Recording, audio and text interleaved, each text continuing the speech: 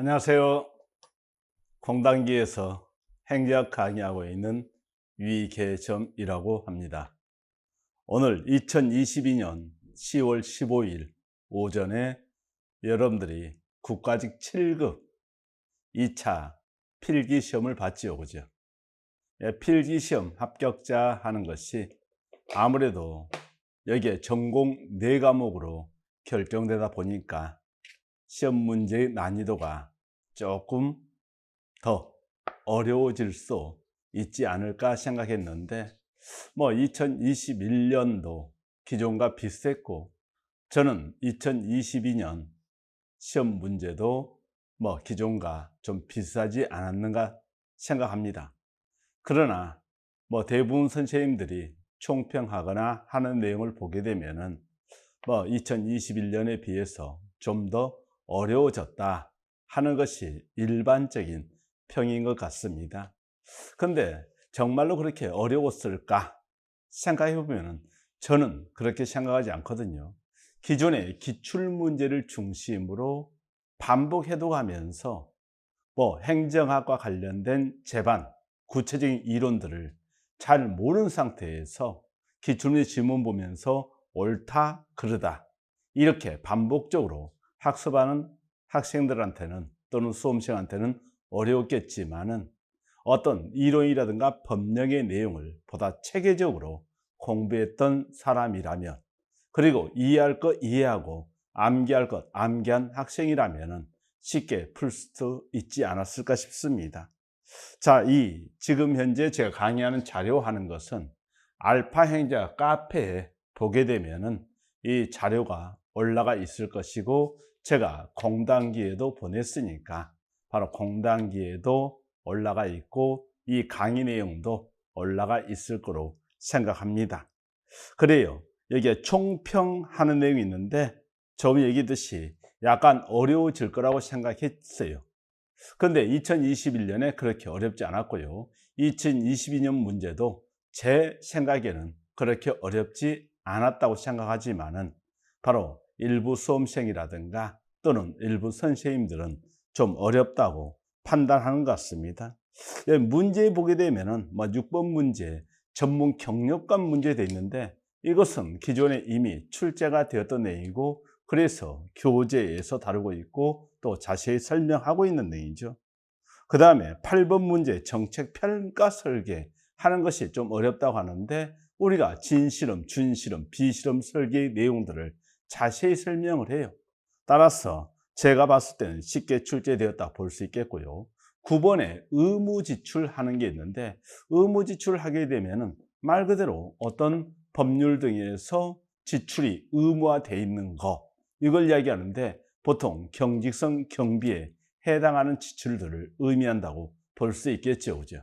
국가재정법과 국가재정법 시행령에서 의무지출 내용을 담고 있는데, 이 내용이 조금 어렵다면 어렵지 않았을까 생각하지만은요, 그래도 여러분들이 어떤 의무지출이란 의미를 생각하고 경직성 경비의 의미를 생각했다면은 어느 정도는 선택할 수 있지 않았을까 생각합니다.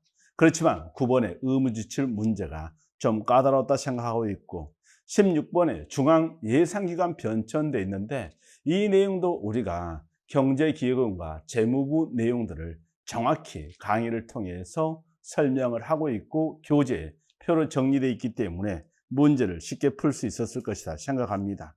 그래서 18번에 정책결정 요인론 하는 게 있는데, 이 문제도 사실상은요, 우리가 패브리, 키도 크대 하면서 제가 암기법이 있단 말이죠. 그리고 도루묵 이렇게 생각하면서 바로 도슨과 로빈슨 하게 되면은 정책 변수와 정책의 관계를 허위 관계로 바라보는 시각이기 때문에, 바로 정책 변수와 정책은 관계 있다 없다 없다 하면서 이런 사회 경제 변수의 영향력, 이걸 중심 설명하게 되는데, 그 내용도 간단하다 볼 수 있겠고요. 21번에 정보 공개 제도 돼 있는데, 당연히 여기에 원칙적으로 공개돼 있죠, 그죠? 공개하지 않는 정보는 법률에 규정을 두고 있는데, 이런 것이 바로 어떤 원칙은 자유이고 예외적으로 어떤 금지, 이런 시각이기 때문에 이게 어떤 네거티브 시스템에 해당하는 부분이 되겠습니다.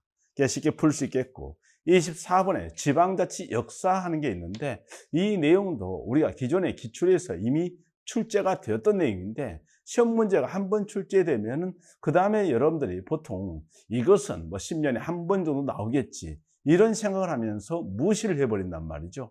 그러다 보니까 이런 것을 어렵게 생각했는데, 저 같은 경우에는 바로 인사조직론도 강의하고 있고 지방자치론도 강의하고 있기 때문에 그 중에서 중요한 내용은 행정학에서도 당연히 출제될 거라고 생각해서 자세히 설명드리는 그런 내용입니다. 그리고 25번 수능 학부수사한 데 있는데 이런 정도도 쉽게 문제를 풀 수 있었지 않았을까, 그런 생각이 듭니다. 그 외에도 우리가 공무원 임용 결격 사유 돼 있는데, 제가 강의하면서 임용 결격 사유 이런 내용들은 여러분들이 공무원 시험을 볼 수 있는지 없는지 판단하기 위해서 몇 번 읽어 두셔야 된다 했는데, 이걸 약간 말을 바꿨지 실제로는 해산 파호 돼 있죠, 그죠? 징계로 인해서 바로 파면이라든가 해임을 당하게 되면은 공무원 신분이 박탈되게 되는데, 그러다 보면 아무래도 그죠, 여기에 어떤 공무원 다시 임용될 수 있는가 이거잖아요, 그죠?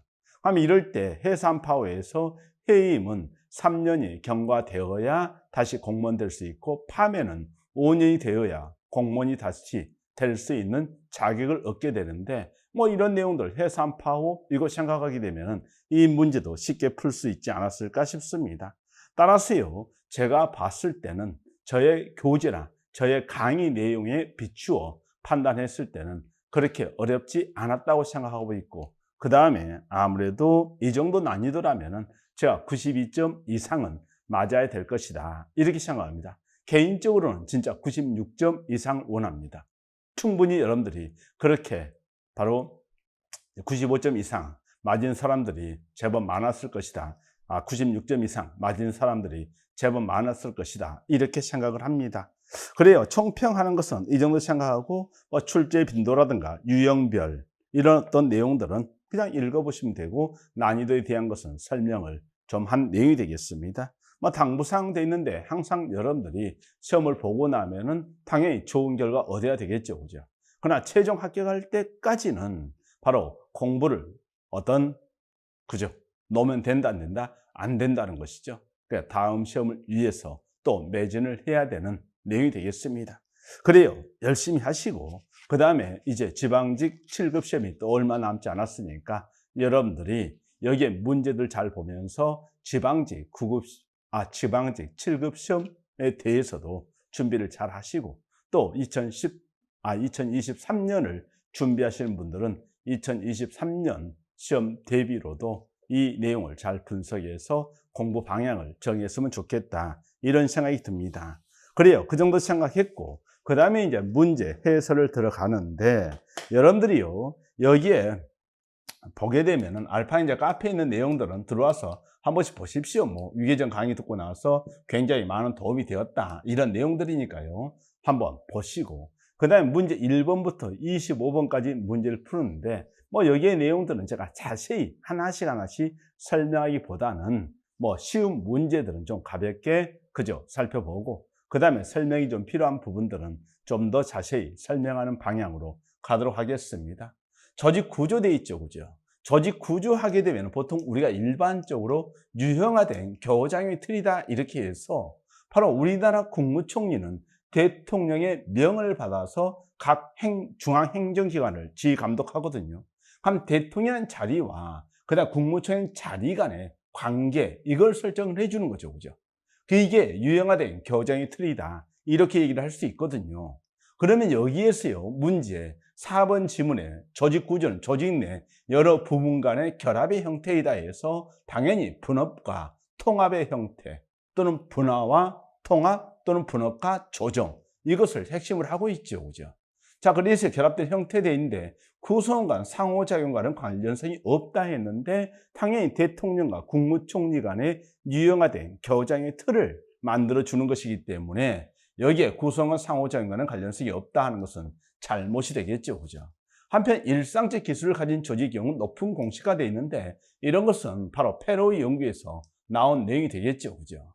그 다음에 여기 어떤 두 번째 조직구조는 보통 기직구조, 유기직구조로 구분할 수 있다 했는데 이 기직구조가 높은 복잡, 높은 공식, 높은 직권성이고 유기직구조하는 것이 낮은 복잡, 낮은 공식, 낮은 직권성의 속성을 띠고 있죠. 사실 여기에 지금 제가 어떤 PPT 자료로 설명을 드리고 있는데 이건 제가 평소에 강의에서 다 사용하고 있는 자료입니다. 그리고 이 PPT 자료 하는 것은 제가 PDF 파일로 전환시켜서 알파인자 카페에 올려놨으니까 여러분들이 들어와서 보실 수 있을 겁니다. 그렇게 하시고요. 그 다음에 환경이 복잡하고 불안정한 경우에는 아무래도 유기적 구조되어 있는데 환경이 복잡하고 불안정하다는 것을 우리는 불확실하다고 하죠. 그래서 확실한 경우에는 기적 구조, 불확실한 경우에는 유기적 구조가 적합하다 했는데 여기에 내용들도 여기에 어떤 데프트가 제시한 내용에서 이런 불확실할 때 유기적 구조되어 있는데 환경이 복잡하고 그다음 불안정할 때 유기적 구조 이런 내용을 들 수 있겠죠. 그죠? 자, 이런 정도로요. 여러분들이 정리를 해 두시면 될 것이고 문제 2번 돼 있죠. 동기부여 이론돼 있는데 너무 많이 나온 것이죠. 엘더퍼의 욕구 내용 중 관계 욕구는 마슬로우 생리적 욕구와 안전 욕구 돼 있는데 관계라는 게 뭐예요? 사람 간의 관계잖아요. 그죠? 그럼 당연히 사회적 욕구이고 소속 욕구이고 애정적 욕구 이걸 의미하겠죠. 그죠? 자, 그래서요. 이 마슬로우의 생리적이라든가 물질적 안정 정도가 어떤 생리와 관련돼 있고 그다음 관계 욕구하는 것은 사람과의 관계를 생각하면서 사회적, 애정적, 소속 욕구 등을 의미한다 볼 수 있겠고 그다음에 자기 실현 이런 내용들이 어떤 성장 욕구에 해당한다 이야기할 수 있겠죠. 그죠? 그럼 1번 내용이 틀렸다는 걸 쉽게 알 수 있겠고요. 그다음에 이제 두 번째가 이 바로 동기론에서 가장 중요한 게 뭡니까? 당연히 과정 이론과 내용 이론을 구분하는 내용이잖아요. 그죠? 그래서 과정이론, 내용 이론을 구분하는데 이런 어떤 내용 이론 범주에 마슬로우, 엘더퍼, 허즈버그, 맥거리거, 아기리스, 그다음 제트 이론, 그다음에 맥클리랜드 이론이 있고요. 그다음에 과정 이론에 공평 이론, 기대 이론, 직무 특성 이론, 학습 이론, 목표 이론도 있는데 이 직무 특성 이론 하는 것은 일부 책에서는 내용 이론으로 보는 시각도 있단 말이죠. 그리고 기대 이론에 바로 푸르메 선호 기대 이론과 포터롤러의 업적 만족 이론 돼 있죠. 그죠? 자, 그러면요. 여기에서 푸르메 기대 이론, 과정 이론에 해당한다. 맞죠? 그죠? 그다음 세 번째 허즈버그는 바로 어떤 불만과 만족은 별개의 차원이다. 이런 말 쓰잖아요. 그죠? 별개의 차원이라는 말 쓰면서요. 여기에 위생 요인 하는 것은 그죠? 조직 정책 행정 감독, 포수지 안전 대인관계 작업 조건 등이 있는데 이것을 개선시킨다 하더라도 직무수행 동기로 잘 연결되지 않는다겠죠. 그죠? 직무수행 동기를 유발하기 위해서는 만족 관련 요인인 직무나 직무 성취, 직무수행 인정, 책임 성장 발전 이런 요인들을 바로 개선시킬 필요가 있다. 이 말입니다. 그죠? 그렇게 한 것이고요. 그 다음에 여기에 어떤 애덤스는 바로 본인의 투입 대비 보상과 준거 인물의 투입 대비 보상을 비교해서 바로 공평과 불공평한가 이걸 생각하면서 불공평할 때 그 상태를 바로 바꾸려는 어떤 시정 동기가 유발될 수 있다 했죠. 그죠? 그래서요, 애덤스가 말하는 동기하는 것은 어떤 상태를 바꾸려는 시정 동기이다 해서 다른 사람의 직무 동기하고는 성격이 좀 다르다 했습니다. 하면서요, 이런 어떤 애덤스의 공평이론까지 이야기를 할 수 있겠죠. 그죠? 자, 그러면 여러분들이요, 여기에서 바로 어떤 정답하는 것은 쉽게 1번으로 갈 수 있을 것이다 했죠. 그죠?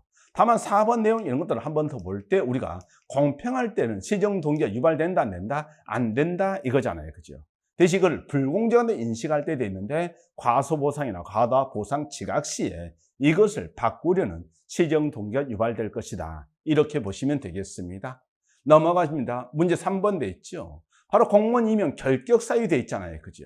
한 2022년 10월 14일 기준 이렇게 했는데 여기에서 뭐 성년 후견이 종료된 갑돼 있는데 여기에서 우리가 임용사의 결격 사유가 있죠. 그럼 피성년 후견인 또는 피한정 후견인 돼 있는데 바로 성년 후견인의 후견을 받은 사람을 피성년 후견인 돼 있죠. 그죠? 그럼 이럴 때 종료가 되었다 하게 되면 당연히 피성년 후견인 상태에서 벗어났으니까 당연히 가능하다. 이렇게 봐야 되겠죠. 그죠? 그다음 파산 선고를 받고 2021년 10월 13일에 복권된 을 돼 있는데 여기에 파산 선고를 받고 복권되지 아니한 자 돼 있잖아요. 그죠? 그럼 복권이 되었으면 공무원 임용 가능하다. 이 말이죠. 그죠? 그 다음에 여기에 어떤 세 번째 내용이 이제 파면 처분을 받은 병 돼 있는데 바로 해산 파호 돼 있죠. 그죠? 그냥 파면천을 받은 때부터 5년이 지나지 아니한 자라든가 해임천을 받은 때부터 3년이 지나지 아니한 자 돼 있는데 여기에 내용을 보게 되면요. 2019년 10월 13일 공무원으로서 징계로 파면처분을 받은 병돼 있는데 파면처분돼 있는 2019년 10월 13일 받았으니까 2022년 10월 14일 기준으로 봤을 때 아직 바로 몇 년이 5년이 경과되지 아니했잖아요. 그죠? 그러면 이럴 때 3번 하는 사람은 당연히 공무원으로 임용이 될 수 없겠죠. 그죠? 그 다음 4번 돼 있죠. 금고형을 선고받고 집행유예 기간이 2019년 10월 13일에 끝난 정돼 있습니다. 그죠? 그러면 이럴 때도 마찬가지. 여기에 어떤 집행유예하는 것은 잘 보시게 되면은 실형은 5년이 지나지 아니한 자 돼 있죠. 그 다음 금고 이상의 선고를 받고 집행유예 기간이 끝난 날부터 2년 지나지 아니한 자 돼 있는데 그럼 집행유예 기간이 끝난 날부터 2년 지나지 아니한 자 돼 있잖아요. 그죠? 그럼 여기에서는 2019년 10월 13일 이렇게 이야기됐죠. 그죠? 그럼 여기에서 이 끝난 정하는 사람은 당연히 그죠? 2년 하면 2021년 10월 13일 되게 되면 끝나버리잖아요. 그죠? 그래서요, 2년이 지나게 되잖아요. 따라서 이 사람은 공무원이 될 수 있다는 겁니다. 그런데 여기에서 여러분들이 이런 내용을 보게 되면 제가 이런 걸 하거든요. 해산 파업을 기억을 해야만이 금고 이상의 실형은 5년, 그 다음에 집행유예는 2년, 이걸 기억을 할 수 있다는 겁니다. 그죠? 그래서요, 바로 5년, 3년을 기억해야 5년, 2년도 기억이 쉬울 수 있다 해서 강의에서 이야기하는 내용이에요. 그리고 우리가 이제 여기에 내용에서 3번 내용이 너무 쉽죠. 그죠? 해산 팔아야 되는데 공무원 신분 박탈되면은 먹고 살기 힘드니까 해산 팔아서 먹고 산다 해서 해산 파오 이렇게 기억을 하면서 그 내용에 적용시키면은 3번 내용을 너무 쉽게 여러분들이 정답을 고를 수 있을 것이다 이겁니다. 그죠? 그렇게 했고요. 그 다음에 문제 4번 돼 있죠. 정실적 역관제 설명 옳지 않은 거 돼 있는데 너무 간단하죠. 대신 1번 내용을 우리가 기억을 해야 되죠. 영국의 취밀운영 하는 것은 1870년에 만들어진 것이고 미국의 펜들턴법은 1883년 해서 영국의 실적기 확립이 미국의 실적기 도입에 영향을 주었다 이거죠. 그죠? 그래서 여기에 박스 내용 정리하잖아요. 83년 펜들턴법, 영국은 1870년 추밀운영에서 실적기 확립을 이야기하는 부분이 되겠습니다. 한편 역관제는 아무래도 정책 충성도에 따라서 임용을 하다 보니까 행정 전문성이나 능률성을 저해할 수 있다. 이런 말이죠. 2번 잘못이 되는 것이고. 그 다음에 역관제 시조하는 것을 우리는 잭슨 대통령이라고 이야기하죠. 그죠? 그러니까 서민 출신의 대통령이 잭슨 대통령이 기존의 어떤 귀족적 적격성을 바탕으로 관직이 임용되면서 좀 관직이 폐쇄화되고 특권화되더라. 이걸 타파하기 위해서 공직을 만일 개방하자 하면서 정책 충성도를 바탕으로 임용하고 주객 대량 경제를 강조했던 내용이 되는데 이 잭슨 민주주의 하게 되면 역관주의 시조라고 이야기할 수 있겠죠. 그죠? 하면서요 3번 맞는 표현이 될 것이고 4번 돼 있는데 결국 특권화 방지하고 대응성 높인다. 이렇게 얘기할 수 있겠죠. 그죠? 자, 이런 정도 해서요 4번 내용도 정답을 쉽게 우리가 볼 수 있을 것이다 하는 거죠. 그죠? 자, 그래서요 여기에 뭐 정답은 2번 이런 내용은 틀릴 사람이 별로 많지 않을 것이라 생각합니다. 그죠? 그렇게 했고 그 다음에 넘어가세요. 5번 문제 돼 있죠. 관료제는 설명을 옳지 않은 거 돼 있는데 개념을 정확히 알아두게 되면 이 내용도 너무 간단하죠. 그죠? 계층제 원리 돼 있습니다. 그 다음에 여기에 어떤 직원 임명의 기준은 전문적, 기술적 자격이다. 이 말을 썼죠. 그죠? 그 다음 훈련된 무능하는 것은 내가 바로 군대 생활을 오랫동안 해서 여기에 한 30년 근무했다. 그럼 그 분야는 잘 알겠지만 나머지 부분은 잘 할 수가 있다 없다? 없다. 이것을 훈련된 무능 또는 전문화로 인한 무능이다. 이렇게 얘기를 하게 되는 것이죠. 그죠? 대인 동조과잉하는 것은 오버컨포머티 이야기하면서요. 바로 우리가 설정한 어떤 규칙에 집착하는 현상을 보통 동조과잉이다. 이렇게 하는 것이죠. 그죠? 그런데 새로운 과업을 찾아서 실행하기보다는 현재 주어진 업무만을 그것도 소극적으로 수행한다 하게 되면은 여기에 어떤 무사 안일 이런 식으로 해석할 수 있겠죠. 그죠? 그래서요, 관료제 병리 현상에 대한 어떤 개념 설명하는 것도 자주 나오는 내용이기 때문에 여러분들이 정답을 4번을 쉽게 골라낼 수 있었을 것이다. 이렇게 생각합니다. 그죠? 하면서 병리 현상 내용에 대해서도요, 잘 정리를 해 두시고요. 그 다음에 좀 어렵다고 했던 것이 전문 경력관 제도되어 있는데 기존의 시험 문제가 출제되었던 내용이란 말이죠. 그죠? 한 전문 경력관 하게 되면 우리는 당연히 일반직에 해당한다 생각하는데, 그럼에도 불구하고 이런 계급구분과 직구 및 직렬 분류를 적용하지 않는다 했죠. 그죠? 한편 직무의 특성, 난이도 및 직무에 요구된 승률도 등에 따라 가군, 나군, 다군으로 구분돼 있죠. 그죠? 전직 시험을 거쳐 다른 일반직 공무원을 전문 경력과 전직시킬 수 있다. 그리고 전문 경력자로 임용된 사람도 당연히 어떤 사유가 발생할 경우에는 그죠? 여기에 다른 쪽으로 전직 가능하다. 이렇게 보는 것이죠. 그러니까 3번 내용에서 전문 경력관을 다른 일반직 공무원으로 전직시킬 수는 없다 하게 되면 잘못이 되겠죠. 대인 4번 돼 있죠. 그죠? 협의사항이 있습니다. 그래서 해당 기간 일반직 공무원 직위 중 순환보직 곤란하거나 장기 재직 등이 필요한 특수 업무 분야의 직위를 인사혁신처장과 협의하여 전문 경력관 직위로 지정할 수 있다 했는데, 당연히 바로 여기에 중앙인사기관이 인사혁신처잖아요. 국가의 경우에는. 따라서 인사혁신처장과 협의하여 전문 경력관 직위로 지정할 수 있다. 이렇게 봐두시면 되겠습니다. 그 정도에 드시고 7번 돼 있죠. 이런 것은 이제 사례 문제라고 생각할 수 있는데요. 가다에 들어갈 말을 바르게 연결하는 데 있죠. 유치원 어린이들을 세 집단 나누고 그림 그리기 놀이를 했다. 첫 번째 집단 그림을 완성한 선물 준다고 약속했고, 그림을 완성한 어린이들에게 약속한 선물 주었다 하게 되면 이건 뭐가 되겠습니까? 밖에서 동기가 부여되는 거잖아. 외제적 동기부여 이거죠. 그죠? 외제적 동기부여입니다. 두 번째 집단은 선물을 준다는 약속은 없었죠. 그림을 완성한 어린이에게 깜짝 선물을 주기는 했다는 겁니다. 그러나 이런 어떤 선물을 주겠다는 약속을 하지는 않았다는 거지. 세 번째 집단은 약속도 선물도 없이 평소처럼 그림기를 했는데, 바로 그 이후 상태를 관찰해 보니까 두 번째, 세 번째 집단은 그림기를, 놀이기를 계속 하더라는 거죠. 그럼 내재적 동기부여가 계속 이루어진 거잖아요. 그죠? 그럼 첫 번째 집단은 상대적으로 적은 수반이 그림 그리기, 놀이기를 계속하였다 했는데, 결국 이런 어떤 외재적 동기부여 하는 것이 효과를 별로 내지 못하고, 그 다음에 그림기를 계속했다면은 내재적 동기부여라도 이루어져야 되는데, 결국 내재적 동기부여가 안 된 거죠. 그죠? 그래서 우리가 이제 보통 오면은 바로 이런 내용입니다. 애들 공부 열심히 하고 있는데, 야, 공부 열심히 해. 이번에 100점 맞으면은 뭐합니까? 아빠가 1,000원 줄게. 이런 식으로요. 그죠? 그럼 얘들이요, 나 제일 처음에는 공부가 재밌어서 열심히 공부를 했었는데, 나중에 아빠가 100점 맞으니까 1,000원을 주더라는 거야. 1,000원 너무 적습니까? 만원 주더라는 거야. 그러니까 그때부터 이제 뭡니까? 그죠? 그 어떤 많은 그것 때문에 공부를 하는 것이지, 스스로 어떤 재미를 느껴서 즐거움을 느껴서 공부를 하지는 않는다는 거죠. 그게 이제 바로 이런 외재적 동기부여가 이루어졌을 때 내재적 동기부여를 뭡니까? 쫓아내버린다는 거죠.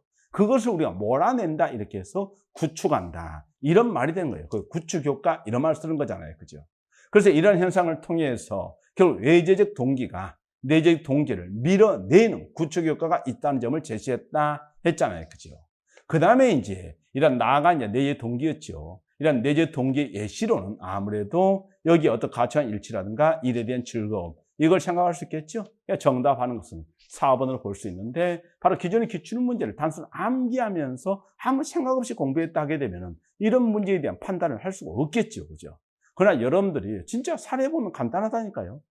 여러분 집에 애들이 있다 했는데 열심히 공부하는 친구한테 갑작스럽게 뭐합니까? 야, 이번에 100점 맞으면 뭐합니까? 뭐 줄게. 공부 열심히 하게 되면 뭐합니까? 그죠? 이번에 어떤 선물 사줄게. 이런 식으로 자꾸 이야기하게 되면 나중에 결국 공부 자체에 흥미를 느껴서 공부를 하는 것이 아니라 바로 이런 선물 때문에 공부를 하고, 그 다음에 어떤 그죠? 공부의 즐거움으로 인한 공부, 이것은 거의 하지 않게 된다는 것이죠. 그게 외재적 동기부여하는 것이 내재적 동기부여를 몰아내버린다, 쫓아내버린다, 이것을 구축효과라고 이야기를 하는 부분이 되겠습니다. 정답하는 거 4번으로 갈 수 있겠죠. 그죠?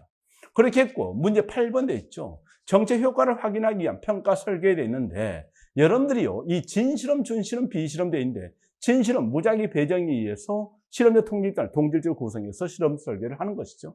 그 다음 준실험 설계, 주격인 통제와 제의 통제되어 있는데, 비동적 통계입단 설계, 사고 테스트, 비입단 설계, 비실험 보는 시각도 일부 있습니다. 그러니까 이건 바로 노아진 교수책을 바탕으로 한 것이고, 바로 정경익 교수는 또 이것을 대표인 비실험으로 보는 시각도 있는데, 기본적으로 기존의 기출에서는 사고 테스트, 비입단 설계도 바로 준실험 봤죠. 회귀 불량 설계에 있고, 제의 통제에서 단절적 시계열 분석이라든가 단절적 시계열 비입단 설계가 있고, 그 외에도 이제 비실험 설계, 이런 어떤 정책 실시, 전후 비교 설계, 시계열 분석, 회귀 분석, 뭐 경로 분석, 이런 것들을 들 수가 있겠죠. 그죠? 이걸 생각하면서 기억되어 있는데, 통일 정책 대상 집단에 대해 정책 집행을 기준으로 여러 번의 사전 사후 측정을 해서 정책 효과를 추정한 단절적 시계열 설계되어 있는데, 이건 조금 전에 봤듯이 준실험 설계에 해당한다 했죠. 그죠? 한편 내적 타당성을 위협하는 역사 요인은 돼 있는데, 제가 항상 강조하는 것이 이 역사 요인하고 성숙 요인을 구분해라 이겁니다. 그죠? 그럼 역사 요인은 시간이 흘러가는데 어떤 정책이 실시되죠. 근데 정책적으로 영향을 미칠 수 있는 제3의 사건이 생긴 거예요. 그 역사 요인을 우리는 사건 요인이다, 이렇게 볼 수 있겠죠. 그죠? 그러나 성숙 요인은 바로 정책이 실시되는 과정에서 바로 정책 대상 집단의 자연적인 변화를 의미하고 있는 거잖아요. 그죠?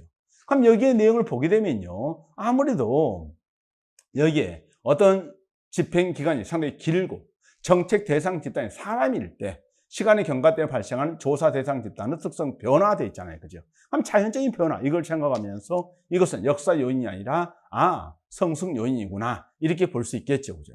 그럼 니은 내용은 틀린 게 된단 말이죠. 그죠?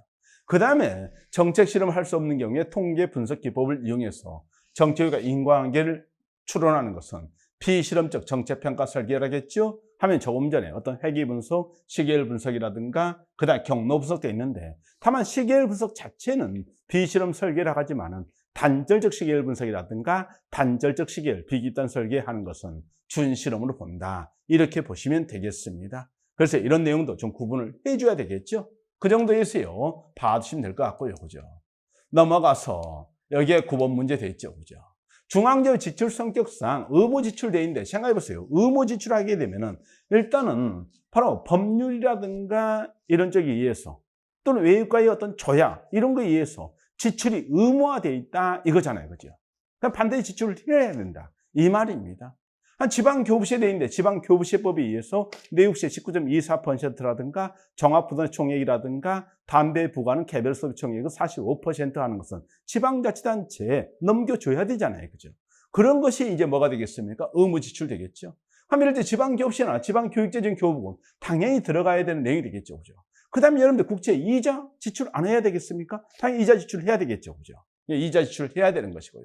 그럼 정부 부채 운영비가 있고, 그 다음에 여기에 유엔 평화 유지활동 예산 분담금 돼 있는데, 이 내용은 바로 국제적인 어떤 협약에 의해서 우리가 지금 분담을 하고 있잖아요. 그죠? 세계 한 12D 수준에서 12 수준으로 올라간다, 이런 이야기도 있고, 2%를 조금 더 부담하는, 그죠? 그 이상 약간 부담하게 되는 내용이 되는데, 이런 내용들은 아무래도 여기에 의무 지출 내용이 되겠죠. 그러나 정부 부채 운영비 예산돼 있는데, 이런 것들은 조금 일부 줄일 수 있지 않겠느냐, 이런 시각입니다. 그러니까 디귿번을 제외하고 봐야 되겠죠. 그죠? 그래서 기역, 니은, 리을, 미음 이렇게 해서 정답하는 건 3번이 되는데요. 여기에 내용들은 우리가 이제 교재에서 보통 의무지출 또는 경직성 경비 이런 식으로 설명을 하기도 하고 그러는데, 국가재정법에 있는 내용입니다. 그러니까 국가재정법에서 이렇게 돼 있죠. 정부 재정 지출 중 법률에 따라 지출 의무가 발생하고 법령에 따라 지출 규모가 결정되는 법정 지출 및 이자 지출을 말하며 되어 있죠. 이자 지출이 들어가 있죠. 구체적인 보면 대통령령으로 정한다 했는데, 대통령이 국가재정법 시행령이죠. 하면 지방교부시라든가 지방교육재정 교부금 있고요. 그죠? 외국 또는 국제규約체결한 국제조약 또는 일반적 승인된 국제법규에 따라 발생하는 지출돼 있죠. 이런 내용들이 조금 전에 얘기했듯이 유엔 평화 유지활동 예산 분담금 이런 내용과 관련시켜서 볼 수 있겠죠. 그죠? 그 정도 생각했고, 그 다음에 이자 지출 돼 있습니다. 그리고 의무 지출의 반대 개념은 재량 지출을 의미한다, 이렇게 봐두는 것이죠. 그죠? 자, 이렇게 해서요, 이 문제가 어떻게 보면 가장 까다롭다, 이렇게 생각할 수 있을 텐데, 그래도 여러분들이 이제 조금 판단해서 맞춘 사람도 있을 것이고, 그건 틀린 사람도 있겠죠. 그죠? 만약 틀렸다 하게 되면은, 여기에 9번 문제에서 틀렸다 하게 되면은 어느 정도는 제가 좀 용인을 하는 부분이 되겠습니다. 그렇지만은 좀 여러분들이 개념을 정확히 이해를 했다면은 좀 맞힐 수 있었지 않았을까, 그런 생각이죠. 그렇지만요, 이제 한번 나왔으니까 조금 전에 봤던 이 내용을 여러분들이 잘 정리를 해서 앞으로는 틀리면 안 되겠죠. 그죠? 그렇게 하시고요. 그 다음에 문제 10번 돼 있죠. 예산제도 있는데, 연긴 예산제도 하게 되면 피르 카터 돼 있죠. 그죠? 하면서요, 미국의 민간 기업인 텍사스 인스트루먼트 처음 시작됐고요. 그죠? 그 다음에 1970년대 미국 연방정부에 도입됐는데 바로 1977년 바로 필립 은 카터 대인데 필을 주도했고 카터 대통령이 도입한 제도죠. 그죠? 그 다음에 계획예산제도는 장기계획 사업 예산을 연결시킨다 했죠. 그죠? 하면서요, 1965년 존슨 대통령에 의해서 도입된 제도죠. 그죠?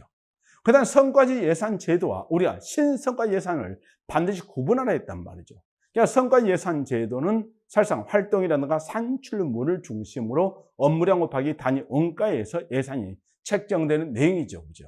근데 여기는 산출의 성과에 관심을 가진다. 그럼 이 성과에 대한 평가를 바탕으로 다음 연도 예산 편성에 반영한다든가 그 다음에 책임을 묻는다든가 했는데 이런 것이 바로 1992년 클린턴 정부에서 그죠? GPRA에 바탕을 두면서 도입된 신성과 예산이고 결국 결과 기준 예산을 의미하는 것이죠.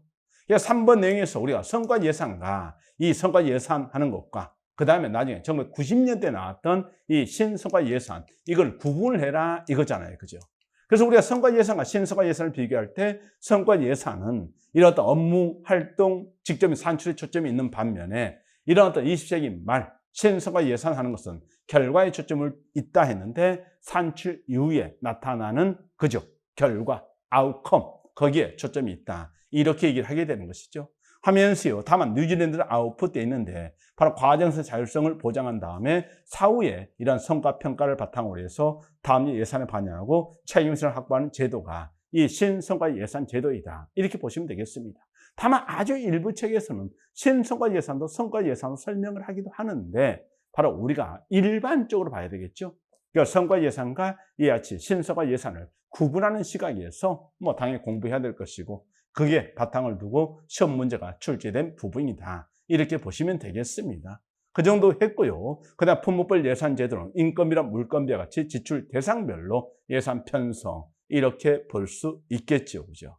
그러면서요, 여기에 어떤 1911년부터 13년 이럴 때 활동했던 태프트 위원회의 건의에 의해서 그죠? 1920년대 미국 연방 정부에서 여러 대부분의 연방 부처가 도입 이렇게 보시면 되겠죠. 그러면서 우리가 이제 이 내용을 보는 거잖아요. 그죠? 1911년 태프트 위원회 건의에 의해서 품목별 예산제도, 1921년 미국 예산회계법이 제정되면서 이런 품목별 예산제도 도입 이야기합니다. 그 다음에 성과 예산 1949년 1차 후보위원회 건의에 의해서 1950년대 미국 연방정부의 도입 이걸 생각하는 것이고 이들 활동의 산출을 중심으로 업무량 곱하기 단위원가에서 예산이 책정되는데 바로 제가 이번에 어떤 기출문제 강의하기 위해서 이 자료를 만들었겠습니까? 아니란 말이죠. 기존에 제가 기본서 강의, 그 다음에 핵심책 강의, 그 다음에 기출문제 강의, 그 다음에 어떤 모의고사 강의 이런 쪽에서 전부 다 활용하는 그런 자료들입니다. 그러니까 이런 내용을 여러분 잘 보시면 돼요. 그 다음에 계획예산제도 했는데 1965년 존슨 대통령 했고요. 그죠? 그에 대해 연기인 예산제도 하게 되면 1977년 카터 대통령 돼 있죠. 그죠? 그리고 이제 우리가 여기에 어떤 성과 예산과 신성과 예산을 구분하면서 이 박스 내용도 봐줘야 되는 내용이 되겠죠. 그죠? 그렇게 봐주시면 되겠습니다. 11번 돼 있죠. 정책 이원론 돼 있는데 당연히 정책 행정은 다르다. 그럼 행정은 뭐냐? 관리 기술이다. 하면서 결국 관리 기술은 경영과 유사성을 이야기하는 거죠. 그러니까 행정 경영이 차이가 없음을 강조하는 공사행정 이론론 돼 있죠. 그죠? 하면서 의사결정 역할은 정치와 의사를 집행하는 행정 역할을 엄격하게 구분할 것을 강조했고 대표적인 사람으로서 윌슨이라든가 굿노우, 화이트, 규릭 들 수 있는데 윌, 굿하구 돼 있죠. 그죠? 그래서 윌슨, 굿노우, 화이트 돼 있고요. 그 다음 정책 이론론은 이제 뒤에 가 돼 있는데 디목, 애플비, 가우스 이런 사람을 들 수가 있습니다. 한편 4번 되죠. 대공황 이후에는 행정이 대공황을 극복하기 위해서 제반 정책 형성 기능을 담당하기 시작하잖아요. 뉴딜 정책 생각하면서 볼 수 있겠죠. 그럼 이것은 아무래도 정책적 이론론 이렇게 볼 수 있겠죠. 그죠? 여기에 내용들도 우리가요, 바로 이런 어떤 정책적 이론론의 바탕을 둔 우드로 윌슨의 행정 연구라는 논문이 나왔고, 정치는 바로 정책을 결정하는 것이고 행정은 정책을 집행하는 것이다. 이런 시각에서 행정관리설 정책적 이론론, 공사행정 이론론이 나온 것이죠. 그죠? 대신요, 1929년 세계 대공황 이후에 행정이 이런 예산이나 법률을 만들면서 정책 형성 기능을 수행하죠. 하면 실질적인 정책 결정 기능을 담당하게 되는데 이게 정책적 이론론이죠. 세계 대공황 이후에 나온 것은 이런 정책적 이론론이다. 이렇게 보시면 되겠습니다. 그 정도 있고요. 12번 돼 있죠. 정부 실패 요인돼 있는데 개념입니다. X 비율성 하게 되면 우리가 배분적 효율성은 A라는 사업이 배분할래, B라는 사업이 배분할래 이내이고요. 그 다음에 이제 또 다른 유형의 효율성을 우리가 이제 엑스트라 효율성에서 X 효율성인데, 이 X 효율성은 투입분의 산출의 비율, 이걸 의미하는 것이고, 결국 행정관리 운영상의 효율성을 이야기하고 기술적 효율성을 의미한다, 이렇게 표현하기도 하죠. 그죠? 근데 이 X 효율성이 무너지게 되면 X 비율성이 되는데 결국 투입 대비 산출의 비율이 떨어진 것이죠. 그죠? 한편 투입 대비 산출의 비율이 떨어진 이유는 어디에 있느냐 했는데, 정부에서 보통 톡정으로 운영하다 보니까 비용을 절감하려는, 그죠? 노력을 별로 하지 않는다는 거죠. 종결만이 없기 때문에. 그래서 산출 측정이 어렵다, 생산 기술이 불확실하기 때문에. 그래서 이런 정부에서 주로 나타난다 해서 X 비율성은 정부 실패의 요인으로 언급될 수 있죠. 그죠? 근데 여기에서 X 비율성은 바로 정부가 가진 권력을 통해 불평등 분배가 이루어진다 했는데, 이 내용 권력과 특혜에 의한 분배적 불평등, 이걸 이야기하는 것이죠. 그죠? 한편 지대 추구하는 것은요, 초과 이윤을 얻기 위한 로비 활동 등을 의미하는 것이죠. 그죠? 그러니까 정부 개입에 따라 발생하는 인위적 지대를 획득하기 위해서 자원을 낭비한 활동에서 이것도 정부 실패와 관련이 있고요. 그죠?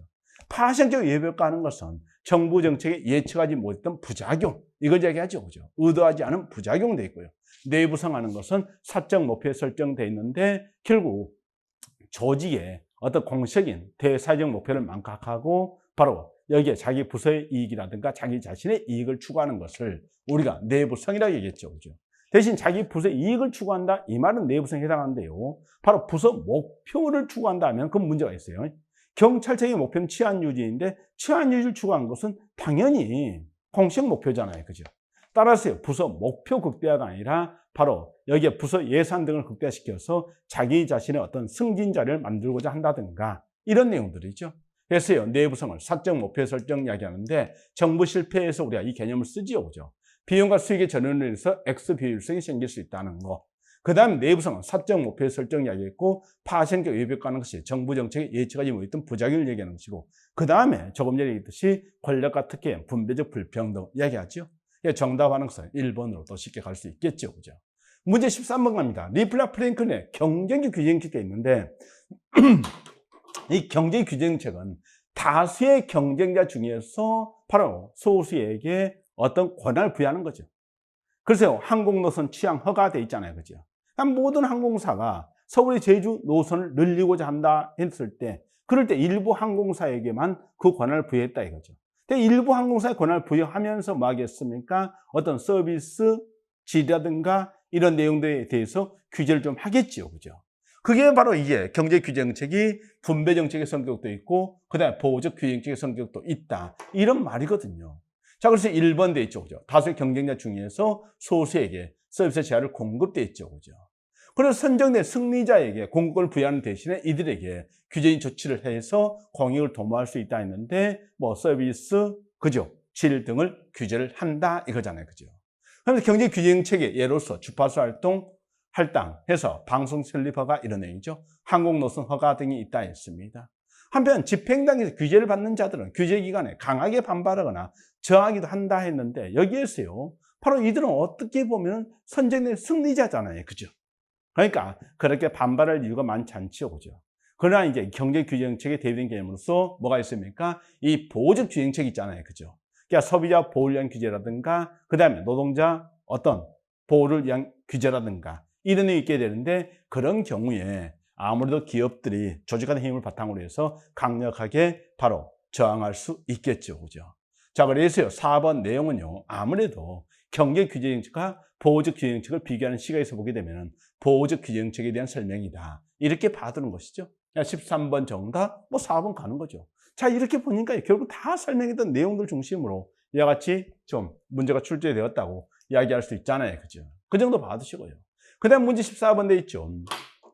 기관 구성 형태에 되어 있는데, 우리가 이제 기관 통합형 하게 되면은 결국 의회 의원들이 집행업을 같이 담당하잖아요.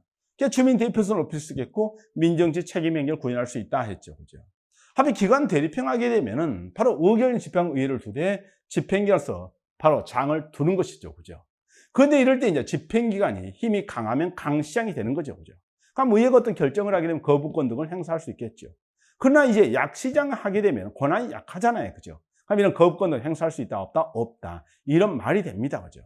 자, 그래서요, 이런 강시장 의회형도 있고 약시장 의회형도 있다 이건데, 문제 보게 되면요, 일단 기관통합형은 주민의 의사를 보다 정확히 반영할 수 있다. 왜? 바로 주민이 직접 선출한 의회의원들이 집행 업무 담당하니까요. 기관통합형은 하나죠. 영국의 의회형이 대표적이고요. 그 다음에 기관대립형이 약시장 의회형 돼 있는데, 이게 시험 문제 한번 나온 적이 있습니다. 안 나온 게 아니에요. 나온 적이 있어요. 그래서 이제 약시장 의회형은 돼 있는데, 바로 일단 시장, 고위직 지방공무원 인사에 대해서 의회의 동의를 요하는 반면, 시장은 바로 지방의 의결에 대한 거부권을 가진다 했는데, 약시장 힘이 약한데 무슨 거부권을 가지겠습니까? 그래서 이 내용은 아무래도 강시장 의회형, 이런 형태에 대한 설명이라고 볼 수 있겠죠. 한편 기관 대립형은 의견 집행기관을 따로 구성해서 상호 견제를 시키는 거죠. 그러니까 견제와 균형을 통해서 권력 남용을 방지하는 장점이 있다. 대신 갈등 나타날 수 있다 했죠. 그죠? 그 전에 문제 14번 봤고요. 문제 15번 갑니다. 전형 구현 사례인데 너무 간단하죠. G2B 이야기는 나라장터가 있는데, 이 나라장터가 뭐예요? 국가 종합 전자조달치 시스템을 이야기하는 거죠. 그럼 이럴 때 조달 관련 온라인 서비스 통합도 제공한다 하게 되면 이게 그리고 G2B예요. 그러나 G2C 하게 되면은 government to 어떤 커스터머 이런 식으로 했어요. 바로 정부와 어떤 고객 또는 정부와 국민사의 관계를 이야기하는 것이죠. 그죠? 그리고 G4C 하는 것도 그리고 G2C의 내용과 관련시켜 볼 수 있겠죠. 단일 창구를 통한 민원 업무 혁신 사업도 있는데, 이러한 데이터베이스 공동 활용 시스템 구축 등을 내용을 한다 했는데, 뭐 G2C 또는 G4C 이런 식으로 했어요. 정부와 이런 어떤 국민 또는 고객과의 관계를 생각하는 것이고, G2G 하는 것이 정부 내 이런 어떤 정부 부처 간의 관계를 얘기하죠. 그러니까 정부 내 업무처 전자를 내용을 하고 있으며, 대표 사례는 온나라 시스템이 되어 있는데, 바로 여기에 나라 업무를 온라인으로 처리한다는 쪽으로 생각을 좀 해두면서 보시면 되겠죠. 하면서요, 우리가 이 내용도 뭐 많이 나왔던 내용이고, 특히 국가 종합 전자조달 시스템 하는 것을 나라장터 되어 있고, 나라장터는 당연히 정부와 기업 간의 관계이기 때문에 G2B 이렇게 이야기를 할 수 있겠죠. 그죠? 15번 내용도 쉽게 갈 수 있겠습니다. 16번 돼 있죠. 우리나라 중앙 예산에 변천돼 있는데, 이 내용에서 우리가 보면은 1번 질문하는 것이 좀 까다로울 수 있어요. 이것은 1공항, 2공항 이때죠. 그죠? 국무총리 직속 기획예산처 예산국이 처음 도입했잖아요. 그죠? 55년까지 있고 55년부터 이제 어떤 국무총리 제도 하는 것이 이제 부총리 제도로 바뀌게 된단 말이죠. 그래서요, 이럴 때 이제 좀 변화가 생기는 부분이 되죠. 그죠? 대신 우리가요, 여기 잘 보세요. 경제기획원 돼 있는데, 경제기획원, 기획업무하고 기획은 뭐와 연결됩니까? 예산과 연결되잖아요. 근데 국가의 수익과 지출을 담당한다 하면은 돈을 관리한다 이 말인데, 돈은 어디서 관리하겠습니까? 당연히 재무부에서 하겠죠. 그죠? 그래서 여기에 내용을 보게 되면은 바로 경제기획원에서 기획기능과 예산관리 기능을 담당하고 있고, 바로 국가의 수익과 지출 관리 기능은 재무부에서 담당한다 이거잖아요. 그죠? 그게 김영삼 정부의 재정경제원으로 합쳤는데, 너무 지나치게 거대 공룡화되면서 외환위기에 제대로 대처하지 못했다 해서 김대인 정부에 좀 나눴죠. 그죠? 그러다가 이제 바로 여기에 어떤 99년 김대인 정부에서 그죠 1년 지난 후에 바로 국무처 소속 기획예산처를 두고 재정경제부를 두었는데, 바로 이명박 정부 들어오면서 기획재정부를 두고 기획재정부에서 기획기능, 예산기능, 수입지출 관리기능을 모두 담당하고 있는 것이죠. 이 내용을 지금 현재 우리가 강의에서 많이 강조했던 내용입니다. 그럼 여러분들이 여기에서 2번 내용 틀리다는 걸 쉽게 알 수 있잖아요. 그죠? 김영삼 정부에서 뭐라 했습니까? 재정경제원으로 통합 이야기했잖아요. 그죠? 그 다음에 현재는 기획재정부 예산실이 중앙예산의 역할을 담당하고 있다 했는데, 바로 기획재정부 예산실. 이걸 생각하면 되겠습니다. 자, 해서요, 이런 어떤 역사적인 내용 하는 것들도요, 기존의 기출만 막 본 사람들은 이런 거 아예 무시를 많이 해버리거든요. 그러다 보니까 이번 문제가 너무 어렵지 않았느냐, 이런 생각을 많이 하는 것이죠. 그죠? 그러나 여러분들이요, 진짜 위계적 강의를 이 파트 하나라도 한번 들어보십시오. 그럼 분명히 제가 여기에 대해서 흐름들을 이야기하면서 김대인 정부에서 어떻게 해서 이런 어떤 조직 개편 이런 것이 이루어졌는가까지 이야기를 쭉 하게 돼요. 그죠? 재정 경제를 왜 이렇게 쪼개게 됐는지. 그러면서 그때 만들어진 것이 인사행정에서는 바로 이 99년에, 그죠? 이런 내용들을 다시 국무총리한테 기획예산 주면서 바로 99년에 여기에 김대인 정부에서 대통령 소속으로 중앙인사위원회를 만들게 되죠. 그죠? 그러니까 그런 흐름까지도 여러분들이 같이 공부를 해줘야 되는 부분이 되겠습니다. 그래서 여기에서 1번 지문하는 건 좀 어렵다 하더라도 나머지 2, 3, 4 하는 내용들을 우리가 강의 자세히 설명하고 있기 때문에 반드시 알아야 되죠. 제가요, 지금 아마 여러분들 지금 이제 보고 있는 자료에 보게 되면은 제가 어떤 참고문은 알파 행자 기본서를 이야기하고 있지만은 사실상은 여기에 어떤 칠판에 정리된 내용들은 뭐 여기에 어떤 기본서 강의할 때만 사용하는 것이 아니라 핵심책 강의할 때 사용하게 되는데 이 박스 내용 하는 것은 핵심 체크에도 다 들어있는 내용이다. 이렇게 알고 계시면 되겠습니다. 그렇게 해두시고요. 넘어갑니다. 역사의 비행을 바탕으로 태동한 행장 연구되어 있는데 월남전 패배, 흑인 폭동, 소수민족 문제, 미국사의 혼란을 해결하지 못한 학문의 무력함에 대한 반성에서 나타났다. 그러니까 무력함에 대한 이렇게 해야 되겠네요. 그죠? 대한, 대자가 좀 빠졌네요. 그 다음에 민호국 회의하게 되면, 왈도하게 되면 당연히 신행정론이죠. 그러니까 신행정론 하게 되면 결국 이런 흑인 폭동, 배탄 전제, 거세기, 급박한 사회 문제 해결 이걸 강조하면서 우리가 사회 약자를 보호하자 해서 형평성을 중시했고 왈도 등을 대표로 들 수 있는데 알품에 해가지고 왈도 프레스 메린을 들 수 있겠고 그 다음에 참여 대화 등을 통해서 바로 우리가 직면한 거세긴 사회 문제를 능동적으로 적극적으로 해결해 보자 했죠. 그죠? 방치하면 된다 안 된다? 안 된다 했죠.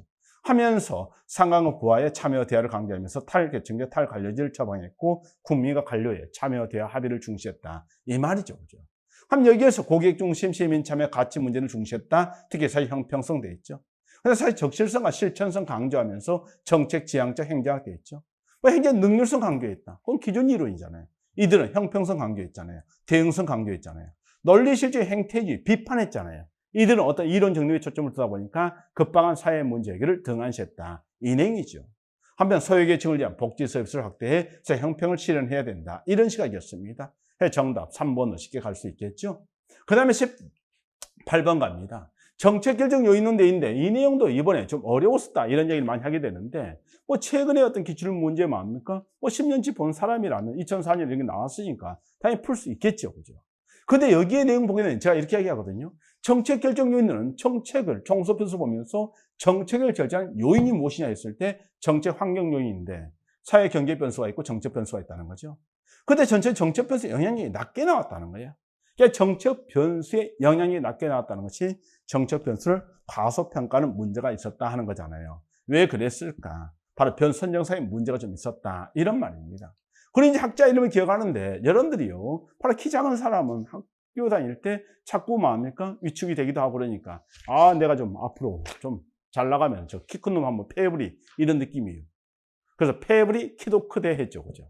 패브리 키도 크대.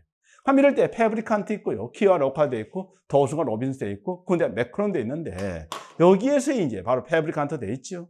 그 다음에 키와 로카드에 모형하는 것이 있는데 키와 로카드는 이런 사회 경제 변수가 정책 변수에 영향을 미치고 정책 변수가 정책에 영향을 미치더라. 그러니까 정책 변수가 매개 변수 역할을 하더라는 거지.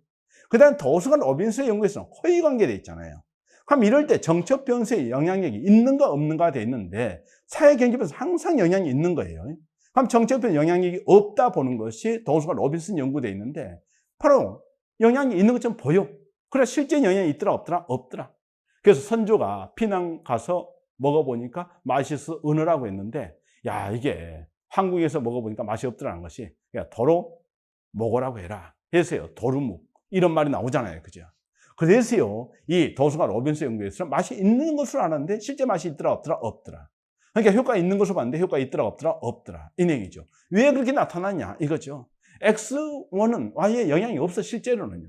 근데 허위면서 이 Z가 여기도 영향을 미치고 여기도 영향을 미치다 보니까 둘 X1과 Y가 관계 없음에도 불구하고 관계 있는 것처럼 보인단 말이죠. 정책 결정 요인을 비춰보면 사회 경제 변수가 정책 변수에도 영향을 미치고 정치에도 영향을 미치다 정책에도 영향을 미치다 보니까 정치와 정책은 관계 없음에도 불구하고 관계가 있는 것으로 보이더라 이거잖아요. 그죠?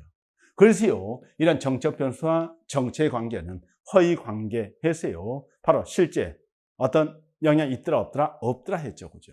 패브릭 크대 이쪽이었어요. 그런데 매크론의 연구에서는 바로 이런 정책 변수가 그죠? 사회 경제 변수에 의해서 영향을 받아 미치는 허위 관계 외에도 실제 독립적 영향을 미치더라 이 내용이 있죠. 그죠?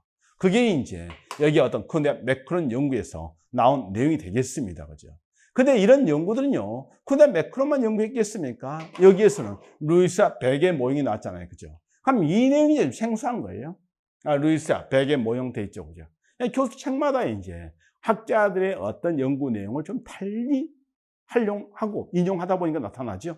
그러니까 루이스의 백 모형도요, 바로 여기에 조금 전에 얘기했듯이 근데 매크로 모형과 마찬가지로 호남 모형에 속하면서요, 사회 경제 변수가 영향을 미치겠지만은 바로 정책 변수도 영향을 미치더라. 이런 말을 쓰는 것이죠. 그죠? 그러니까 사회 경제 변수가 정치에 영향을 주는 직접 효과가 있고 정치 체제가 정책에 더 영향을 주지 않는다고 설명한다 하면 잘못이 되는 겁니다. 그래서요, 이 호남 모형도 있죠. 그럼 이 내용이 이제 제가 봤을 때는 가장 까다로운 지문이에요. 가장 어려운 지문이다. 이렇게 볼 수 있는 거예요. 그죠? 근데 여러분들이 바로 이 2번 문제가 시험 문제에 나온 적이 있단 말이죠. 토로묵. 효과 있는 걸 봤는데 효과 있더라, 없더라? 없더라 했잖아요. 그죠? 그래서 도슨과 로빈스의 모형은 사회 경제 변수가 정치 체제에 영향을 미치고 정책에도 영향을 미치더라는 거지. 그 다음에 얘가 정치 체제와 정책이 관계 없음에도 불구하고 관계 있는 것처럼 보이더라 이거죠. 그죠? 그러면서 바로 실제로는 이런 정체제는 정책에 영향을 미친다, 못 미친다? 못 미친다는 거죠. 그냥 영향을 미친 것으로 보였을 뿐이지 실제 영향은 없더라. 그래서 도루묵이라는 말을 제가 쓴 거예요. 맛이 있는 것으로 봤는데 실제 맛이 있더라, 없더라? 없더라 했잖아요. 그죠? 하면서요, 사회 경제 변수로 인해서 정치 체제와 정책에 상관관계가 유발된다고 설명되어 있는데 이 상관관계가 결국 뭡니까? 허위 관계를 의미하는 것이죠. 그죠? 그래서요, 여기에 상관성이 있는 것으로 보이지만 실제 상관성이 있다, 없다? 없다. 그것을 허위 관계라고 이야기한 것이죠. 그죠? 한편 그래서요, 2번 내용이 정확히 맞는 표현이 되는 것이고 1번 돼 있죠. 정책의 내용에 영향을 미치는 요인이 무엇인가를 밝히는 이론 돼 있죠. 사회 경제 요인을 과소평가한 게 아니죠. 정책 요인의 영향을 과소평가했다. 이런 비판을 받는다겠죠. 한편 키와 로카드의 모형에서는 조금 얘기했듯이 뭐라 했습니까? 매개 변수 돼 있잖아요. 그죠? 그러면서 이런 매개 변수 하게 되면은 아무래도 사회 경제 변수가 정책 변수에 영향을 미치고 정책 변수가 다시 정책에 영향을 미치더라. 이 말이죠. 그죠? 자, 그래서요, 여기 키가 로카드의 모형은 사회 경제 변수가 정책에 직접적인 영향을 미친다는 모형으로 하면 잘못이 되는 것이죠. 경제 발전, 복지 지출 수준에 직접 영향을 준다 했는데 그게 아니지 경제 발전 수준이 정당 간의 경쟁에 영향을 미치고 그다음에 이게 다시 복지 지출 수준에 영향을 미칠 것이라 했는데 교재에 보게 되면 제가 마찬가지 이 박스로 쫙 설명이 돼 있는 부분이에요. 그래서 이런 내용들을 여러분들이 정확히 알고 나면은 문제를 너무 쉽게 풀 수 있겠고 특히 이 문제 내용에서 여러분들이 어떤 4번 집이 굉장히 까다롭고 어렵다 하더라도 여기에 어떤 2번 내용에서 토르묵 이거 하나 제대로 기억했다면 문제를 풀 수 있겠고 다만 이걸 제대로 기억했다 하더라도 이걸 알고 있어야 되죠. 바로 허위 변수와 혼란 변수. 허위 관계와 혼란 관계에 돼 있는데 결국 허위 변수는 영향을 미치는 변수입니다. 그러나 허위 관계에 있는 변수는 영향을 못 미치는 거예요.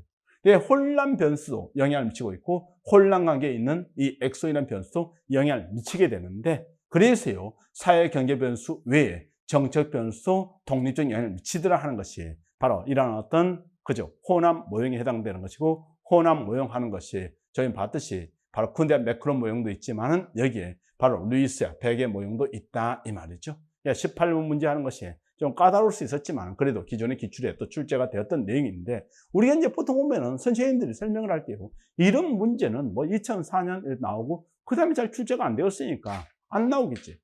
그렇게 공부하면 고득점이 어렵다고요. 10년에 한 번 나올 만한 문제를 맞춰내야 남들보다 경쟁력이 있을 거 아닙니까? 그죠?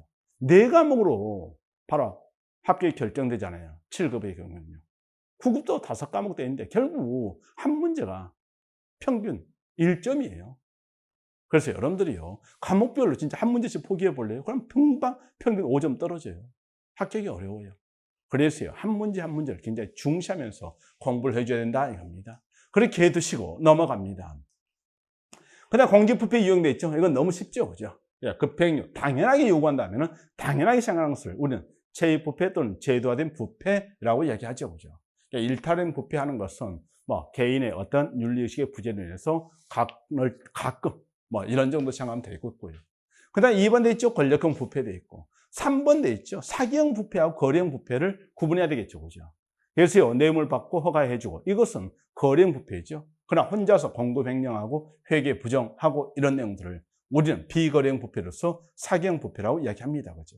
한편 대부분이 용인하면 우리는 백색부패, 대부분 처벌을 요하면 바로 흑색부패라고 하죠. 백색과 흑색의 중간에 있는 것이 회색부패라고 얘기하는 거잖아요. 그러니까 일부 용인, 일부 처벌 이렇게 봐두시면 되죠. 그래서 옳지 않은 거 되어 있는데 정답하는 것은 1번으로 쉽게 갈 수 있겠습니다. 바로 이런 어떤 부패 유형을 여러분들이 공부를 해주면 되겠죠. 그죠? 그렇게 했고요. 그 다음에 다음 설명에 해당하는 정책 집행 모형되어 있는데 바로 우리가요, 효과적인 정책 집행을 위해 갖출 조건되어 있는데 이게 성공적인 집행 조건이나 전략을 제시한다. 이 내용이죠. 그죠? 하면 하향적 접근이죠. 그다음 집행을 발생할 수 있는 변수 미리 예견할 수 있도록 체크리스트로 기능을 한다 했는데 바로 사바티아 매치 매니안이 17가지를 제시해서 그게 바로 결정할 때 체크리스트로 작용할 수 있겠죠. 그죠? 그리고 집행 현장 일선 관료들이나 대상 지도 전략 등을 과소평가되어 있는데 이들은 연구 안 한 거잖아요. 그죠? 그 집행을 연구할 때 결국 이런 정책 결정자의 시각에서 연구자가 연구를 해서 바로 하면은 그걸 하향 접근되어 있는데 제가 기억을 하라고 합니다. 하향, 전, 사, 만 돼 있잖아요. 그죠? 그러니까 여러분들이요, 밥을 사거나 전을 사거나 했을 때 바로 윗사람이 아래를 보고 사는 거죠. 그죠? 하향, 전, 사마. 이렇게 암기하라고 하거든요. 그냥 반드시 사바테 맺지면 기억을 해줘야 되죠. 대인 사행 접근 방법은요, 바로 집행 현장에서 집행 관료라든가 집행 관료와 바로 대상 집단의 상호작용 이런 것들을 분석해서 실제 집행 양태를 밝히는 내용이 되겠죠. 그죠? 그러니 사바티안 매치 매니안 돼 있는데 하향적과 상향적, 하향적 했고 엘모 상향적 했죠. 난 이들은 각각 또 통합 모형을 제시하지요. 다만 여기에 사바티아 내용에서 이거잖아요. 바로 성공적인 집행 조건으로서 바로 4가지, 7가지, 6가지 돼 있으니까 바로 여기에 7가지를 제시를 한 것이죠. 한 법규의 행태에 변해 적절한 인과모형 존재 이런 말들을 다 쓰고 있고 그러면서 바로 이런 법규의 구조와 능력 이런 것이 중요하다. 이 말을 쓰고 있죠. 그죠? 자, 그걸 생각하면서요, 우리는요, 여기에 당연히 하향 접근에 대한 내용이고 하향 접근을 중시하는 것은 당연히 사바테 맷지 매니아를 생각하는 거죠. 한번 린드블럼 돼 있는데 린드블럼은 윌드브스키 하게 되면 무슨 학자예요? 점중지 학자잖아요. 점중지는 결정하고 집행하고 집행하면 다시 수정이 되고 이렇게 보는 것이죠. 그러다 보니까요, 정책 이론론에 해당하는 것이요. 이 상향 접근 오히려 그쪽 시각이라고 좀 봐줘야 되겠죠. 그죠? 하향 접근은요, 정책 결정과 집행 구분된다. 그래서 결정한 것을 집행장 그대로 실행해야 된다. 이런 시각이 강하거든요.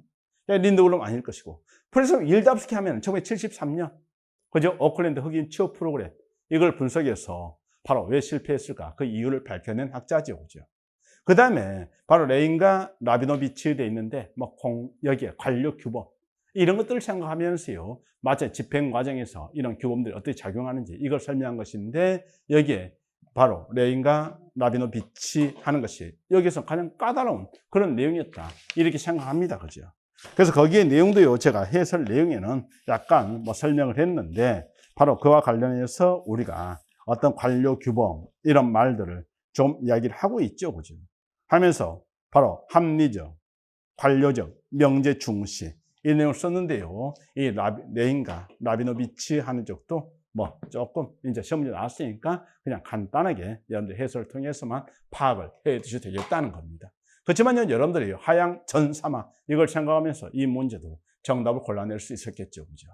그렇게 하시고요. 넘어갑니다. 우리나라 공공의 정보 공개제도 있는데 이거 많이 했죠. 그죠?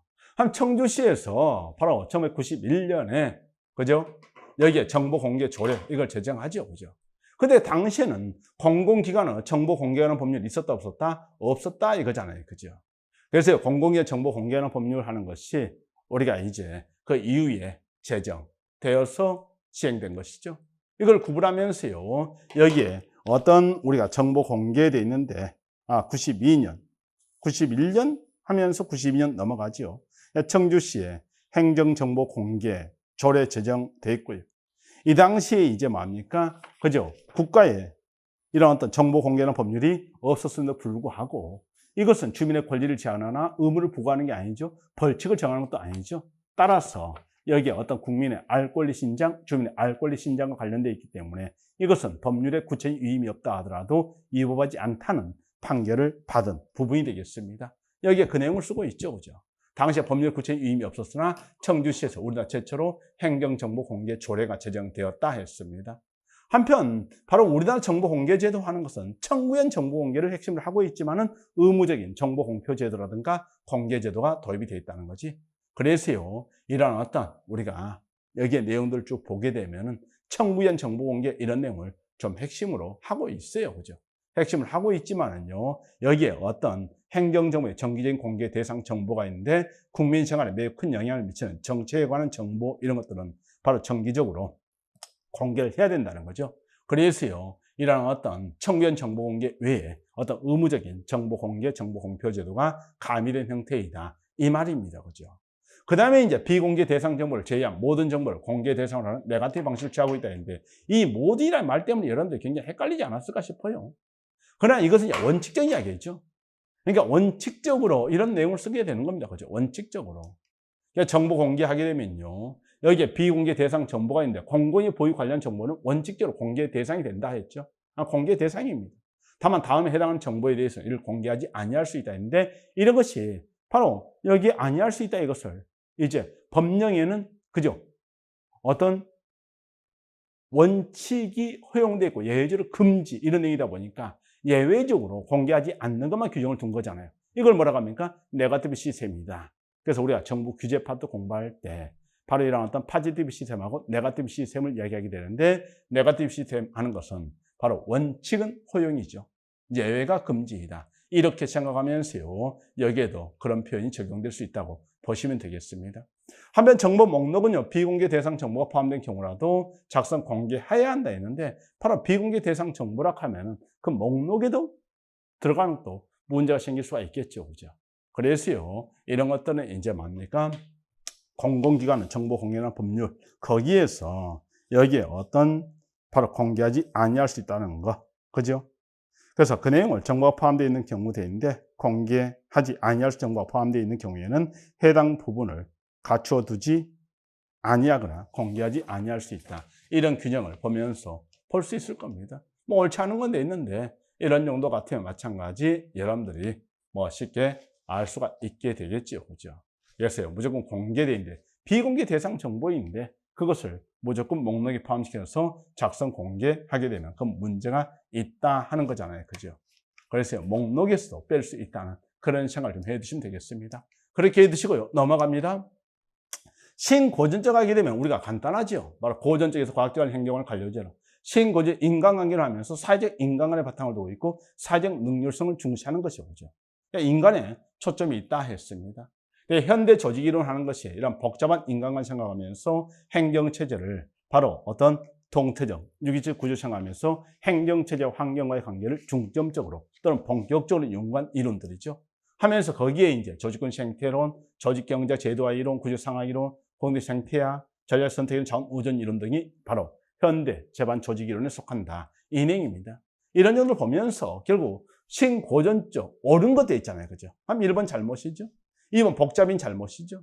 개방적, 동태, 유기적 되는데 바로 잘못이고요. 사회적 능률성 강조한다. 비공식 구조라든가 요인, 뭐 사회적 심리 욕구 충족, 비구 집단 중시 이런 말이죠. 인간관계를 생각하면서요, 4번 질문이 옳은 것이다. 이렇게 보시면 되겠죠. 그렇게 해두시고요. 넘어갑니다. 23번에 있죠. 지방자치법상 지방제 종류별 상호배분 기준에 대한 설명을 옳지 않은 건 돼 있는데 인구 30만 이상 시 이런 표현들이 별로 없죠. 그죠? 바로 여러분들이 인구 50만 이상 도시에 대한 특례가 있잖아요. 그죠? 그게 자치유관인 구를 둘 수 있다. 그 다음에 이게 도가 처리하는 사업의 일부를 직접 처리하게 할 수 있다. 이 내용입니다. 그러니까 30만 이상이 아니라 50만 이상이죠. 다만 지방자치법이 전부 개정되면서 100만 이상 도시에 대해서는 특례시로 지정할 수 있죠. 그러니까 특례시 하는 것이 현재 이제 뭡니까? 100만을 수용할 수 있는 창고라겠죠. 제가 이런 바로 용어를 잘 만들어요. 두 문자를요. 100만을 수용할 창고예요. 그러면 이럴 때 수원이 있고 용인이 있고 창원이 있고 고양시가 있죠. 그죠? 4개의 어떤 특례시가 있다. 이렇게 알고 계시면 되겠습니다. 한편 시군의 자체가 독자 처리하기 어려운 사람 시도의 사무죠. 지금 구역 조직 행정관리대인데 광역도 이런 거 해야 될 거 아닙니까? 기초도 해야 될 거 아닙니까? 그러니까 바로 광역, 시도와 기초, 시군 자치구의 공통된 사무이다. 이 말이죠. 그죠? 한편 당연히 이런 어떤 국가와 시군 및 자치구 사이 연락 조정 등의 사무는 시도의 사무대인데 중간에서 해야 되겠죠. 그죠? 그래서 이 문제도 쉽게 풀 수 있을 겁니다. 50만 이상 도시에 대한 특례. 이 내용을 이야기하고 있죠. 50만 이상 시에 대한 특례. 이 내용을 이야기합니다. 하면 집안 사무대인데요. 1번 돼 있죠. 이런 것이 광역 기초의 공통된 사무라는 거죠. 그리고 이제 여기에 어떤 예시가 돼 있는데 이럴 때 시도의 사무 돼 있잖아요. 그죠? 가나다, 바 돼 있는데 6가지 있죠. 이것을 바로 제한적 열거주의 방식을 취하고 있는데 점이 나온 것이 국가와 시군 및 자치구사의 연락 조정 등의 사무. 이게 있죠. 그죠? 그리고 이제 바로 이런 시군 및 자치가 독자 처리하기 부적당한 사무. 이런 내용이 있습니다. 다만 이럴 때 경하에 발생하면 시군 자치구가 먼저 처리한다 되어 있는데 이런 것이 기초자치단체 우선의 원칙이다. 이런 말 쓸 수 있겠죠. 그 정도 받으시고요. 이 4번 돼 있습니다. 이거 진짜 어렵다 이렇게 했는데 이것도 기출에 나왔던 내용이잖아요. 그러니까 여러분들 이런 내용을 보면서요. 정말로 이거 제가 많이 강조하거든요. 그래서 우리가요. 1949년 지방자치법이 제정되었는데 선거는 52년 1차 선거 돼 있잖아요. 근데 52년에 바로 지방원 선거 하죠. 그죠? 근데 이게 6.25 전쟁 중이란 말이지. 그러니까 이럴 때 전쟁을 하고 있는데 이럴 때 강원도라든가 서울이라든가 경기 북부 지역이라든가 이런 쪽은 뭐가 되겠습니까? 전쟁 중이다 보니까 선거를 제대로 할 수가 없었겠죠. 그죠? 그래서 서울시 의회 선거는 1956년 2차 선거에서 처음 이루어지게 된다. 이 말입니다. 그죠? 그 다음에 1960년 제2공화국 때 이제 바로 특별시장 도지사라든가 시읍면장 그리고 지방원을 모두 직선제로 했던 그런 내용이 되죠. 그죠? 이런 내용 했고요. 그 다음에 우리가 이제 바로 3, 4, 5공화국 때는 지방자치 중단이 된 것이고 그 다음에 이제 6공화국 노태우 정부에서 지방자치 부활되는데 그게 첫 번째 지방의 의원 선거가 이루어진단 말이죠. 91년에요. 그러다가 이제 김영삼 정부에서 바로 95년에 의원과 장을 모두 한꺼번에 선출하는 바로 전국 동시지방선거가 이루어지죠. 그게 이제 바로 이래 전국 동시지방선거가 이루어졌고 2022년 6월 1일 날 바로 8회 전국 동시지방선거가 이제 실시가 됐죠. 그죠? 자, 그걸 생각하면서요. 이런 내용들을 보게 되면 여러분들이 너무나 이 역사 내용들도 쉽게 알 수가 있거든요. 이거 마찬가지입니다. 제 알파인자 강의라든가 핵심책 강의 들어보십시오. 이런 내용들 다 언급합니다. 그리고 여기에 조금 전에 설명했던 내용도 핵심책에 다 들어있는 내용이에요. 그러니까요, 여러분 조금 공부를 더한 것이 바로 여러분들 시험 합격과 직결된단 말이지. 한 문제가 당락을 좌우합니다. 진짜 한 문제 차이로 떨어진 사람들은요, 꼭 생각을 해보십시오. 내가 이걸 제대로 배웠다면 이번 시험에서 끝낼 수 있었는데 이거 하나를 제대로 안 해가지고 틀렸다? 이게 공부 양을 엄청 늘리는 겁니까? 아닙니다. 이거 보고 나서 뭐합니까? 그죠? 들고 다니면서 암기해버리면 끝나는 거잖아요. 책상머리에서 공부할 수 있지만은 바로 길거리 다니면서 암기상은 공부할 수 있으니까요.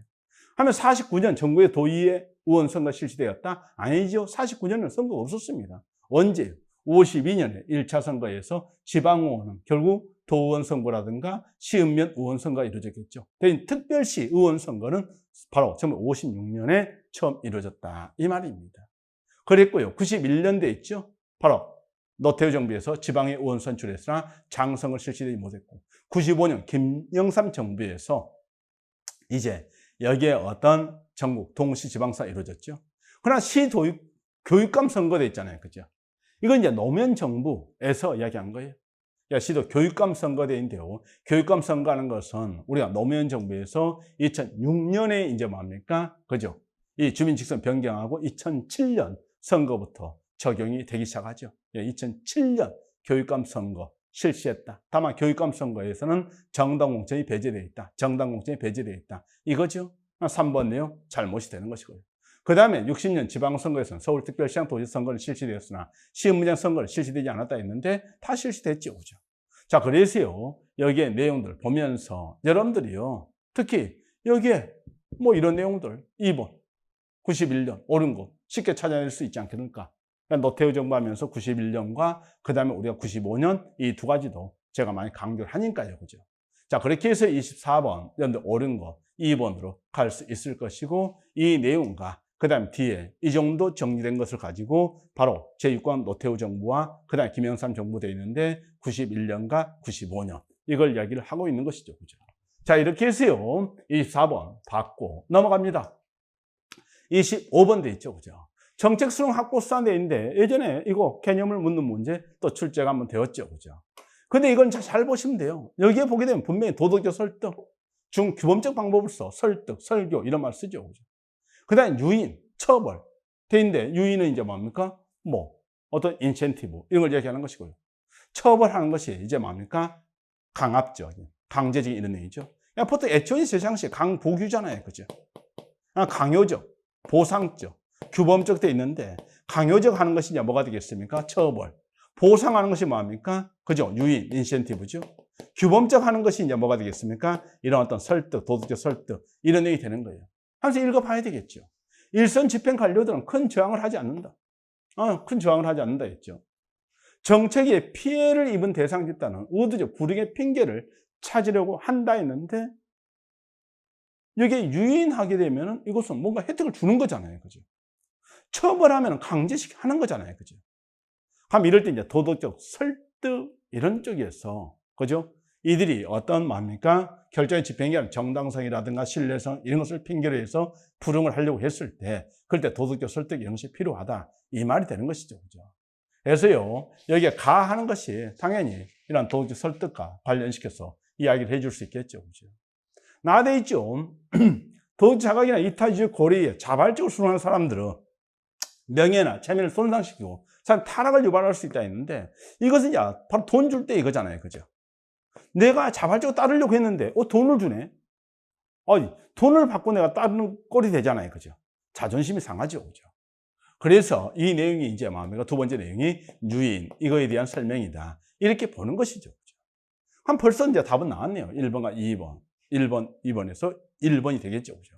야, 불이익 형태를 정확하게 점검해. 바로 어려운 거가 많다는 약점이 있다 했는데 처벌하려고 하면은 이 사람이 지금 바로 따르고 있는지 따르지 않고 있는지 그걸 파악을 해야 처벌할 수 있을 거 아닙니까? 그죠?